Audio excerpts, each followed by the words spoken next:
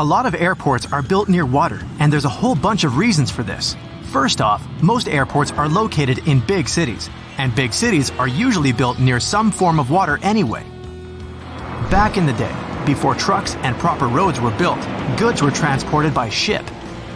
Having a river or ocean nearby was vital to deliver essential supplies to the cities, like food and building supplies. It also allowed for trading to boost the local economies. Because most people travel into big cities for business and holidays, rather than rural areas, it made sense to build the airports there. The high demand for travel meant that the airports were needed and also made them profitable. But that's not the only reason they're built near water. Big cities are usually super crowded, and airports require a lot of land. Imagine trying to find a space big enough in the middle of New York City to put an airport. It would be basically impossible. Areas next to water are usually a bit more rural, so there's more space than the big cities filled with skyscrapers. Some countries have even taken this one step further. Land is really scarce in Japan, so to build Kansai International Airport, the architects of Osaka headed 3 miles offshore to Osaka Bay to make a man-made island.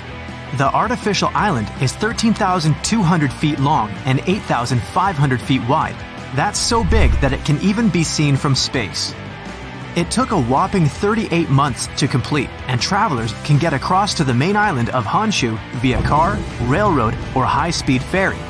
Kansai International Airport opened in 1994 and became the world's first airport to be built on the sea. Despite its location, it has the longest airport terminal in the world with a length of just under 1 mile. Airplanes also can't have any obstacles around them when landing. It would be really difficult to try landing a plane with obstructions. These include trees, mountains, buildings, and power lines. Over water, nothing will restrict planes from taking off or landing, making it much safer. On mountainous islands, runways are often parallel to the ocean, as the mountains are inland, just like in the Gran Canaria Airport located on one of the Canary Islands. It also links to safety reasons. If a plane has to cancel a runway landing and go back around again, there must be enough room for it to do this safely without hitting anything. It's also got to be able to climb back up into the air at a safe angle to avoid causing problems for the passengers inside. Reaching this safe altitude is much easier, quicker, and safer by the sea, compared to big cities or mountainous areas. Speaking of failed landings, pilots are trained to deal with engine failure on takeoff. If a plane reaches the right speed for takeoff, it has to leave the runway, even if the engine fails. But don't worry, planes can still fly with only one engine. It just requires a bit more effort. Because of the reduced capacity, it takes longer to reach the right altitude, and more space is required for takeoff. Taking off towards the ocean makes it easier to climb to a safe altitude without worrying about colliding with any obstacles. Another reason for airports being built at water level is that the higher up we go, the thinner the air becomes. It causes the thrust of the engines to decrease, as well as the lift produced by the wings. Setting off from higher areas means it's more difficult for the planes to take off. In terms of money, this would mean building longer runways, which would cost more, and no one wants that. This also means the planes require less fuel as they don't burn as much energy on takeoff. And there's less noise made as the planes don't have to work as hard.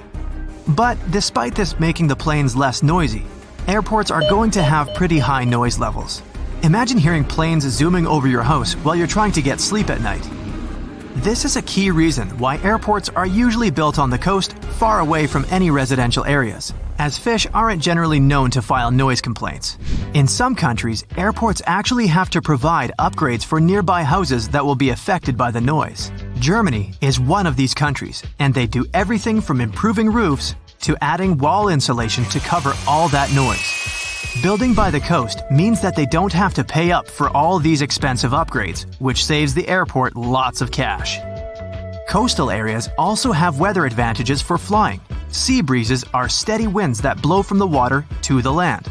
Planes mostly land and take off with the wind, making it the perfect place to build an airport as there'll be no delays caused by unexpected strong winds. But while the sea breezes that come in spring and summer are great, areas near water can be prone to fog during fall and winter, so this part has its pros and cons. But not every airport is on the coast, as it does also pose a number of issues too. One of the biggest is birds. Our feathered friends love the coast because of all the yummy fish, but they can cause big problems for pilots. But airports manage to get around this using scare tactics. Birds don't really enjoy noise, and planes aren't the quietest of things. Airports also make loud bangs and even train hawks to take down birds that are in the way. It seems strange that a commercial jet doesn't have keys to turn it on, but it's a bit more complicated than just turning a key. Instead, there's a series of buttons and dials on the control board that starts the complicated process. A battery provides the power to the aircraft that is charged through a small electric generator within the jet's tail. Airflow gets in and moves into the jet's engines to keep them cool. A reserve power then warms the turbines by turning them slowly until they start spinning at the right rate. Then, the engines can be turned on, one at a time. With up to 4 engines on a commercial jet, this entire process can take up to 90 minutes. Planes don't have keys to lock the doors either, but when they sit idle, jets have security guards constantly monitoring them. But even if someone happened to get past them, it wouldn't be a quick getaway. When you enter the plane, the captain keeps a close eye on the boarding process. They are not only in command of the flight deck, but also of the passenger's cabin. To become a commercial pilot, you gotta have a distance vision of at least 20/20. But depending on the airline, it's sometimes okay if your perfect vision is assisted with glasses. It's time to find a seat on the plane. You checked in late, and you've already had an unpleasant experience of not getting on your flight like that in the past. This is because airlines purposely overbook their flights, just in case there are no-shows or cancellations. So, you didn't get to choose your seat this time. You walk past the front seats in jealousy. There are seats that are always taken much faster because everyone wants to leave the plane as soon as possible after it lands. But if you're choosing safety over early departure, the back is the place to be. It's estimated to be 40% safer in the rear end of the plane.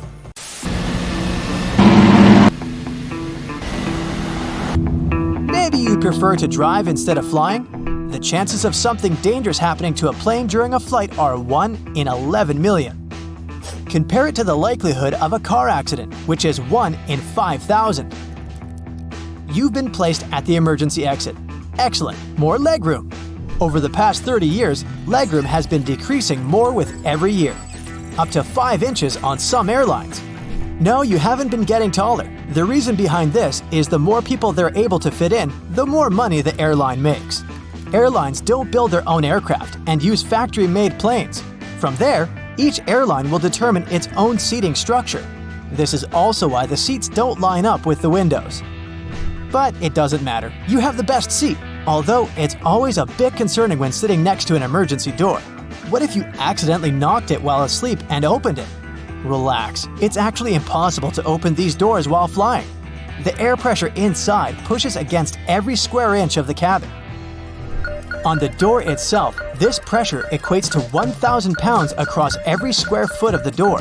But even if you somehow developed Hulk-like strength in your sleep, you still wouldn't be able to open it as there's a series of electrical and mechanical devices that latch it closed. The extra measures are important as the moment the door opens, the entire cabin temperature would quickly drop, and that drastic change in pressure would weaken the plane's structure. It's time for takeoff, and they've asked you to turn your phone off. Should you really? 10% of people have admitted that they don't turn theirs off and don't even set them to airplane mode. Cell phones can cause issues, but they don't disrupt the electronics as you might believe. There is a genuine concern that while you're flying in the air, your phone can receive signals from multiple towers on the ground, providing stronger distractions for the pilots.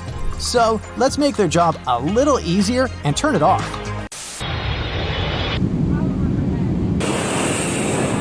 The plane has reached 40,000 feet, your ears have popped, and the seatbelt sign is turned off.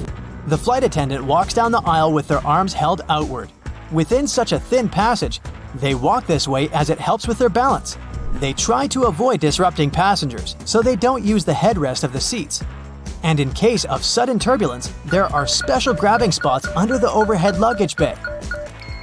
It's estimated that 500,000 people are flying in the sky at any given time. So right now, you're part of that special group involving 0.1% of the world's population.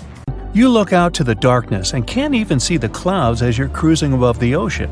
You notice that the flight attendant is asking everyone to shut the shades on the windows, including yours. The reason is that they want the passengers to be comfortable with the lighting. If an emergency happens, it'll take your eyes more time to adjust if there is light coming from the outside of the plane and the inside. If a power outage happens and the shades are shut, it'll be easier to act since your eyes are adjusted to the surroundings. Every second counts during times like this. Passengers are asked to leave the shades open during takeoffs during the day. And during a day flight, the cabin crew also asks passengers to leave the shades open so that the natural light outside illuminates the plane's interior. Now, there has never been an incident in history where a phone signal interference caused any problems during a flight. The idea is that when you're thousands of feet in the sky, your phone signal will bounce off different towers and the signal will get more powerful. This normally won't be a problem in mid-flight when the pilots aren't doing much work. The real concentration and critical moments are during the landing and the takeoff. The phone signals will just flood the networks on the ground, which will make the pilot's job just a little bit more annoying. Now, it seems to bother you that the windows on the plane are so small given the improved technology over the years. The windows on airplanes are so small relative to the size because they need to maximize the hull between them and increase the strength of the frame. The overall frame over the plane is actually at its strongest if there aren't any windows at all. Metal fatigue occurs over time, originating at the weak points of the plane. The bigger the windows, the weaker the frame. You lift the shades just to take a peek outside.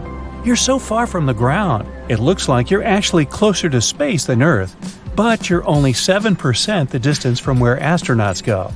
Planes can technically go higher than that, but they can't because it won't be good for the passengers and the crew members.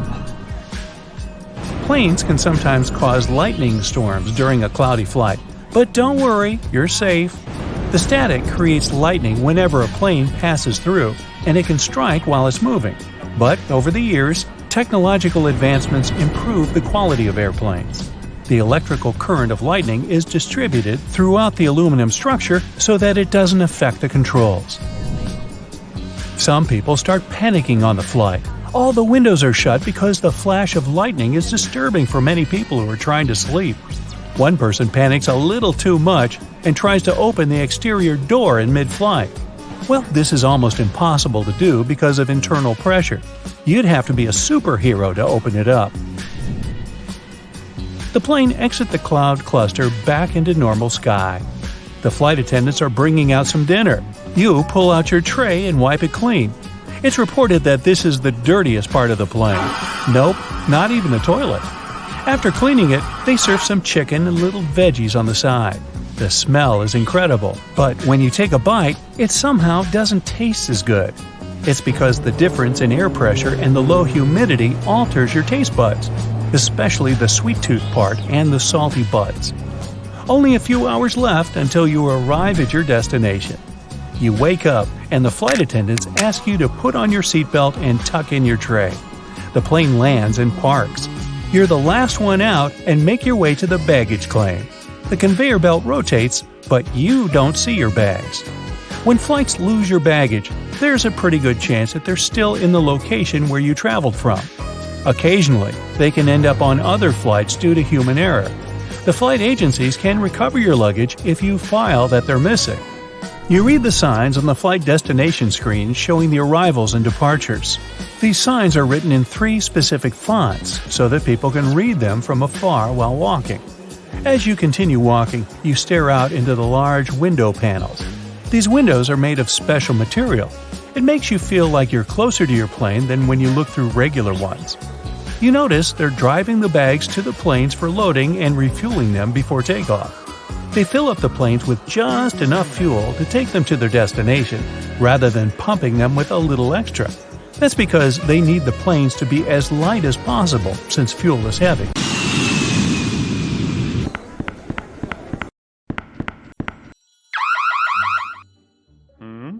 Hey, you've got the wrong person. I'm just a manager going back home from my annual vacation in Europe.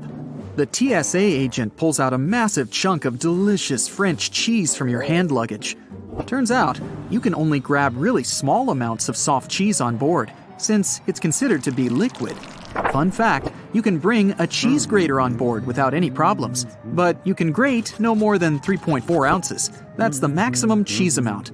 Wait, you can't grate it. Cheese should be safely sealed in a plastic bag. Good news, hard cheese is fine to travel with. Okay, they took your cheese. A large bottle of water, you're bad. Some cream tubes and other fancy souvenirs. Look at that fine Swiss knife you grabbed in Geneva. It now risks ending up in an auction. If you're lucky enough, the airport might provide a shipping service to get your precious souvenirs and even cheese, if it doesn't go bad, to your home for a fee. Still, not all the airports do this. So, some of the banned items will go to an auction to raise money. The confiscated items are usually sold in bulks, so it's going to be pretty hard to find the ones that you had to leave behind. Some other objects with more specific purposes are donated to different organizations. Pepper spray, for instance, would go to a police training academy. As for cheese, prohibited exotic fruits, and other food and water, well, they usually just get disposed of. Some items, especially really bad and dangerous ones, may be simply melted or destroyed. Magic 8 balls pose no danger, but they have to be checked in luggage. The problem is the liquid inside them. Yeah, it might be less than 3.4 ounces, but let's face it, it's hard to count the exact amount. Ask your ball if you can take it on board. It's likely to give you a "don't count on it" answer. Relieving gel insoles are a bit disturbing on board. The problem is the same. It's impossible to count the exact amount of liquid. So, no gel insoles, and no gel candles either. Perfume and nail polish are kind of forbidden too. It's not only about liquid on board restrictions, but also about etiquette rules. Some passengers may simply be allergic to their smell. Plus, they're flammable. As for nail polish removers, opt for an acetone-free version, since acetone is a no-go for hand luggage. Anyway, you can grab a bottle of perfume as long as it's not too large and you don't use it on board. It would be a pity to leave a whole bottle in the trash bin before boarding. Still, you can sneak in the plane with more than 3.4 ounces of your favorite cream, claiming it's some medicine that you really need. But you do need to notify the airport beforehand. A bit weird, but it works. Sometimes. In case you need to check your body temperature on board, make sure your thermometer is electronic. Mercury ones are strictly forbidden. Who's going to pick up all the mercury balls if you accidentally drop it? Bowling pins are a no-go for hand luggage. Seems like the aircrew doesn't want anyone to have fun and play bowling in the aisles during a long and boring flight. No, it's all about our safety. They just think bowling pins might hurt someone. No sports equipment is allowed, be it a fencing foil, a bat, or even darts. Darts are sharp, and no sharp objects are allowed on board. Such items should travel in check-in luggage, unless you want them to end up in an auction. If you're into handmade things, and a transatlantic flight gives you enough time to knit a scarf or a pair of socks, opt for plastic or wooden knitting needles and wrap them carefully so as not to cause any damage. Those made of metal will probably be disposed of by melting, and they don't deserve such a fate. Snow globes, as with any other object containing liquid inside, aren't allowed through security. If your snow globe is as small as a tennis ball, you may be lucky to have it allowed, but it's better to play it safe and check the snow globe in. Liquid bleach is definitely a weird object for hand luggage, even if you're traveling in a white shirt. First, it's not allowed on board because it's highly flammable. Second, a brand new white shirt doesn't seem to be the right choice for a flight. Coffee and turbulence just don't mix. Third, the bathroom on board is far too small for laundering. If you're a hairdresser on a business trip, you'll probably have to invest a bit more when booking your flight. No hair bleach is allowed on board. Scissors aren't welcome either, unless their blades are 4 inches or shorter. By the way, scissors that aren't allowed to fly are often donated to schools, which is a good alternative to disposing them. Bad news for hairdressers again. Due to a gas cartridge that's filled with butane, cordless curling irons aren't allowed on board. Good news, electric curling irons are completely fine and safe.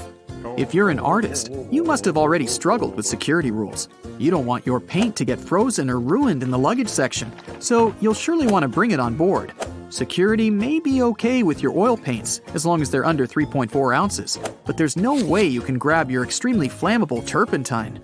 Now, in case you don't enjoy food on a plane and failed to order a meal on board beforehand, you can take any pan or pot on board and cook it yourself. No, you can't cook. And you can't grab a cast iron pan either. They're quite heavy. That's why they're likely to be dangerous. If a TSA agent confiscates it, it won't end up being donated to a local kitchen. It'll probably be melted.